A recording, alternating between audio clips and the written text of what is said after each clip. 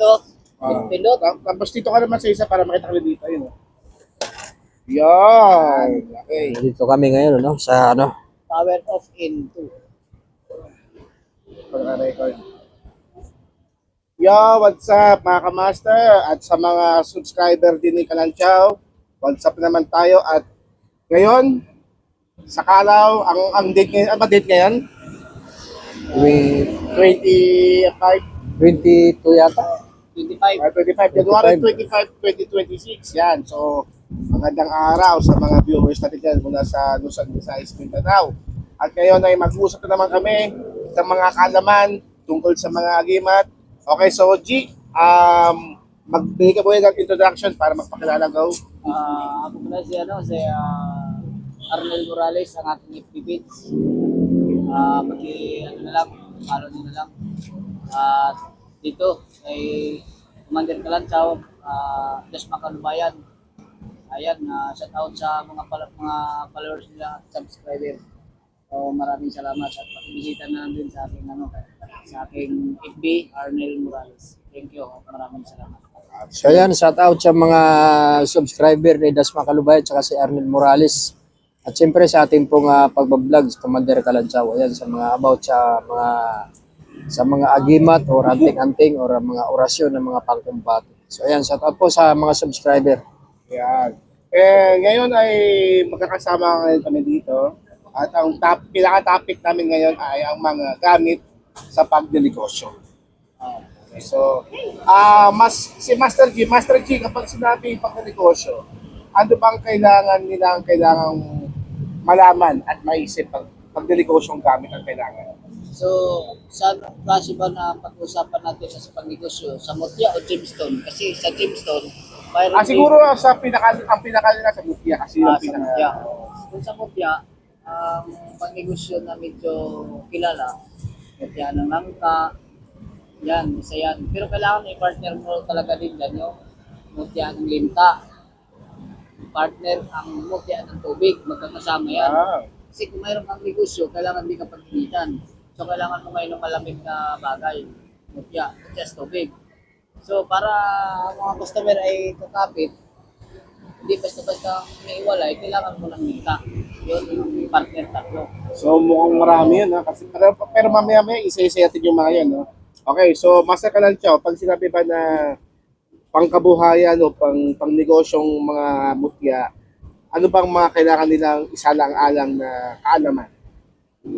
Para sa sa hindi pa nakakaalam, sa about sa mga ganyan, sa mga mutya, ang kailangan pipili rin tayo sa alam natin na talagang tunay na mutya. Kasi kapag hindi po natin hindi tunay, mag-aantay lang po tayo ng mag-aantay lang po tayo ng bang sinasabing swerte pero wala naman.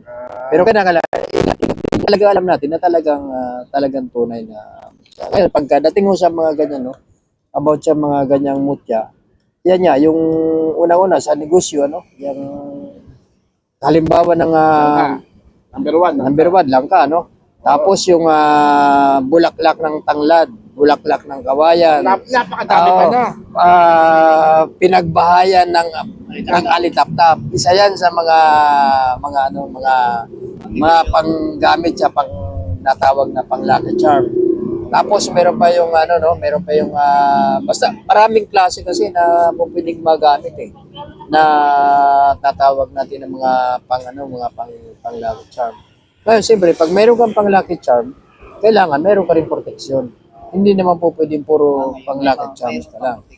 O kasi nadudun yung inggit. Saan naman yun? Saan klaseng protection ba? Protection ba yun sa masama o anong klaseng protection ba yan? Halimbawa, yung sinasabi ko protection, yung protection ka sa inggit, yung ulam, saka yung mga barang, at saka hindi tayo napaglalaroon ng mga engkantos, yung mga laman lupa. Sapagkat yan ang sa bagay sa importante. pagdinegosyo, kung hindi maiwasan ang inggit yan. At saka siyempre, meron din tayong protection na about sa mga disgrasya o sa matulis, sa matalas, at saka sa baril. Alam niyo naman ang panahon ngayon. Mas mabuti na yung nagkasabihan na lagi tayo nakandaan. Mas mainam na yung may sapin kaysa walang sapin. Di ba? lagi nilang tandaan yun dahil kung kapasokin nila ang pagkakaperahan, kailangan, kung alam mo kung paano kumita, alam mo rin kung paano mo protection ng iyong sarili. Oo naman, dahil hindi naman po pwede puro kabigla ng kabigla, may puro kang protection, di babakuran din natin yung sarili. Kasi paano tayo makapag ano kung ang katawan natin walang protection. Okay. Yan ang pagkakano ko sa mga ganyan. Ayan. So, yung mga kailangan lang malaman din, no? Kung hindi lang sa pagdinegosyo, kundi kailangan din ng mga matindi protection. At malaman din natin ang mga tunay ng mga mutya ng pagdinegosyo. So, Master G, itong tanong ko sa iyo. Maaari mo bang, ikaw ba meron diyang mga mutya na maaaring ipakita natin na may kinalaman sa pagdinegosyo? Mayroon. Ano ba klaseng mutya yun? Ang sa akin, Pero ang number one dyan yung ano, di ba? Number one dyan yung tangka, naririnig ko lagi tangka. yun naman talaga yung ano, kasi kung ano yung nakasanayan, yun lang talaga ang gamit ko. Ang ginagamit ko talaga ay langka, linta, mutya ng tubig. Yan sa tatlo na yan, yun ang pangunahin na ginagamit ko or online na binibinta. Doon naman, doon muna tayo sa langka, no? Ito pang langka ay sinasabi rin na panghalina. Bakit sinasabi siyang panghalina? Kasi mabango. Mabango. O, kumbaga ibig sabihin, parang pabango yan eh. Pag Oo. in-spray mo, pag may nakaamoy, siyempre, ang reaction, ang bango naman, bango niya. So ang langka, dahil mabango rin, yun din ang epekto rin niya. Na, Kumbaga, ano ba yung bangon na yun? Yung aura mo ba sa isang tao ay parang no, maganda? na Parang ganun ba? na-attract, parang na kukuha mo yung isang tao dahil magaan ang loob niya. Dahil sa, kahit na ay, ito tao to, mag-ano to. kasi ang langka, magaan talaga ng loob niya, maganda talaga yun sa pangharap sa mga tao, lalo na kung sa negosyo, mga transaction. Oo nga, no? Kasi may mga tao rin tayo nakakasalamuhan na wala pa namang ginagawa sa'yo. Wala pa namang sinasabi sa'yo, pero parang pakiramdam mo parang may gagawa ng masama to sa akin, di ba? Oo. Ganun yun, inggit ang tawag dito. Inggit kasi. Number one yan sa tao. Basta para sa akin, kung mayroon kang pang-negosyo, panganap buhay, kailangan mayroon kang pang-connection. Nabanggit ko yung panghalina kasi, for example, tama ba yun na pag ikaw ay lalaki, ikaw ay babango sa babae. Pag ikaw naman ay babae na may langka, magiging mabango ka sa lalaki naman. Hindi naman. Pag sinabing panghalina, pangkalahatan yan. Kaya mayroon lang ibang tao na pag gumagamit sa panghalina, may intensyon. Ang tawag sa intensyon, gagamitin ko lang ito dahil sa pambabae. Yun lang ang ano niya. Pero Ayaw. kung gamit mo talaga ay pangkalahatan, na kahit sa lalaki, babae, maamo, yun ang gagamitan mo dun sa panghalina na pag-transaction o panghanap buhay na kahit sino ang kausap mo, kaharap mo, ay mabait sa'yo. Kaya pala lagi ko naririnig, no, sa tuwing may mga tao na gustong kumuha ng mga langka is nagbibigay ng parang babala na ito magiging mabango ka dito. Di ba? At saka dagdag ko lang ang tatawag na mutya ng langka, yung mga sinaunang mga antingiros, ang mutya ng langka, yan ay binababad sa baso na may tubig. Kung malapit na manganak, halimbawa, may kapitbahay na manganak, ipinapainom yan sa manganganak para hindi mahirapan ilabas yung bata. Ginagamit ko sa panganganak yun? Na mga sinaunang antingiros, ang mutya ng langka, binababad sa baso na may tubig, pinapainom. Isa yan sa bertud na Pag pinainom siya, mas mabilis, hindi mahirap. magiging normal ang paglabas ng bata at saka hindi maghihirap yung ina. Mga sinaunang mga antingiros. Ako, ngayon ko lang hindi narinig yun.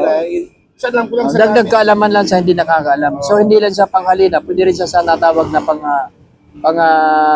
pantulong din sa ganyan, lalo sa mga nanganak. Siyempre mahirap mga anak. Makita man natin mga reaksyon ng mga nanay pag nanganak, talagang hirap na hirap sila. So marami siyang mutya ng langka. No? Tama ba na pinaka-legit na buto ng langka, buto ng langka is makikita mo siya sa loob mismo ng putas? Sa totoo lang, parang wala pa eh. Parang wala pang ganun na sa loob. Pero maraming kwento ang nahanap doon. Ang biniyak, nakasama doon sa loob ng prutas. Siguro yung mga sinaunang mga antingiros, yung mga kaluluhan natin.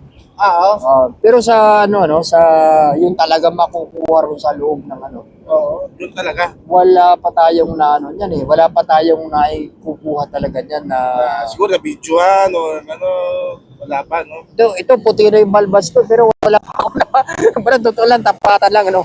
Wala pa talagang yung parang ano lang trick lang yun sa mga vlogger no.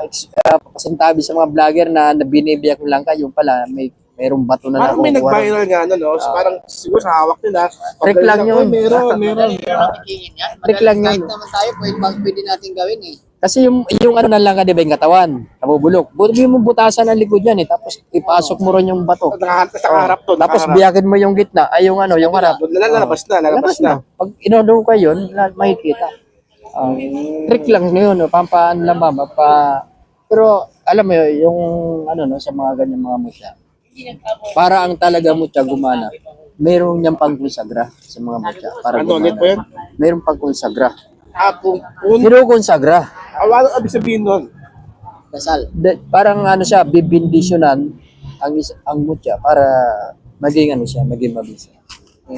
Mayroon pang Iba pa yun sa dasal, iba pa yun sa orasyon. Iba Iba. yun.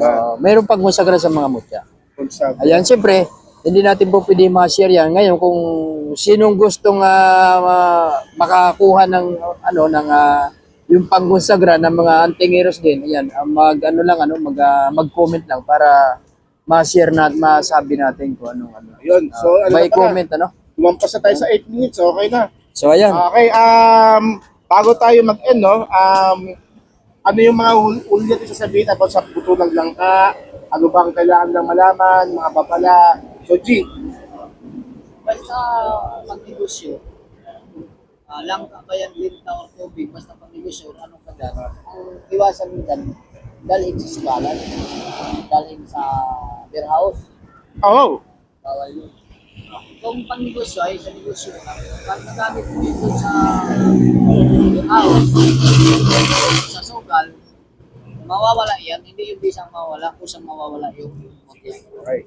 So, basta ka lang siya, nabanggit yung sa sugal, nabanggit yung sa pambabae. Bakit namamatay ang isang mutya pa? Kasi ang isang mutya, no, yan talagang sabi nga, sagrado yan. Kalikasan kasi. Pag sinamahan ng sugal yan, kasi pagka yan, halimbawa, ginamit sa panggagayuman sa babae, yan isang malaking pandalamang sa tao. So, hindi po pwedeng gamitin yan. Kasi isa yan sa panlalamang na parang gagayumahin mo babae pagsasamantala. So, labag sa kalikasan yan. So, hindi siya panlalamang. Although, makuha mo nga siya, pero May gamit ka. sabihin, nakuha mo siya, pero nakagawa ka pa rin ng masama sa kapwa. Oo, labag kasi sa kalikasan yan, bro. Yung mga ganyan na gagamitin sa panlalamang lalo-lalo sa babae. Kasi parang pinipilit mo isang tao na ayaw. Diba? Isa yan sa panlalamang. So, hindi siya obra. Kaya pa rin pala kailangan malaman din ng mga nagbabahagi ng mga wala si Master G. May lumapit sa kanya. Meron ka ba yung kailangan matanong din natin saan mo ba gagamitin yan? Yun naman talaga ang Dapat naman talaga. Mamaya, gamitin sa gamitin sa hindi naman maganda. So, siyempre magtataka rin siya. Halimbawa, gamitin niya sa ganung babae. Siyempre, medyo pagdating sa ganun, hindi gagana ng kasi gagamitin sa hindi maganda, di ba? So, kailangan gamitin sa mabuti. Halimbawa, sa hanap buhay or kung may tindahan. Pero kung panlalamang sa babae, talagang magugulan niya ba, ba't di gumagana? Paano ginagamit niya sa panlalamang sa sa babae. So hindi siya Kaya gagana. pinapansin ko rin kahit yung mga mayayaman na, no? Tapos nanalaman sa mga babae, minamalas pa rin. Oo naman. Isa kasing panlalamang. Di ba manlalaki na lang kung naman babae. so yan sa mga Kapatid naman yun, kapatid naman. so yan, shout out sa mga sa mga followers ni Ayan. Dasma Kalubayan, Armel Morales, Siyempre, itong vlog na to is hindi lang sa kalang lalabas, kundi yan din kay Kalanchaw. So, sa mga follower ni Kalanchaw, papagod nyo rin itong angle na to sa kanya. Siyempre, so ito ang magandang tanong. Kailan daw ang part 2 ng ating adventure? Yun. Ayan na. Ayan na. Pwedeng February 1st week. Nagbabanggit na lang. Mamaya magkano ka ng 14 ha. Mahal mga araw ng mga puso yun. First week ng February. Mas February maganda of weekend. yun. Oo. Weekend, baka naman kayo Trancho yun. Oo, sige, pabor sa akin. Kayo. Oo, sige. Saka mas marami na kami hanapin doon na mga... Para, Yeah. nami-miss ko na nga bro yung adventure At natin ito doon eh. pala, no? Ito, meron pala akong gustong ituro doon about yung toning. Tuning water. Oo, kasi nung nakaraan, mga master, ito kwento ko na bago kami magkakas, no? Oo. Nag-tuning water kami doon at Effective. nakakagaan talaga ng pakiramdam. Oo. Diba nung ano ba ang sabi mo yung tipong ilabas mo lahat ng mga Yung mga iwan mo dito. Oo. Paano dun sa sa tubig. Yung mga negatibong ano. Tama itong camera to, pero tubig to eh. Ay, Tama ano yan? Pero ito yung tuning doon. Pwede ba yan? Pumunta tayo doon. Gagamitin ko doon. I-video ko doon sa mga Sa tubig. ilalim. Pwede mo ilong sa tubig yan. Pwede pala eh. Di ba nang ginawa ko ron na ano, di ba sinabi ko sa'yo na mag-ano ako, magme-meditation ako sa tubig. Ipapa-audit ko lahat ng aking mga First negative week na ano. ng February. Di ba? First week. Kasi ano na tayo, 25 na ngayon eh. Oo. Ayan nabanggit na kasi. Ayan. At papakalala lang din. Sige. At palalobat na. At tayo na kami. Ako si Bert Cortea. Arnel Morales. Commander Kalanchaw, don't forget, Adas Makalubayan. Bye-bye. Sign off, mga kapatid.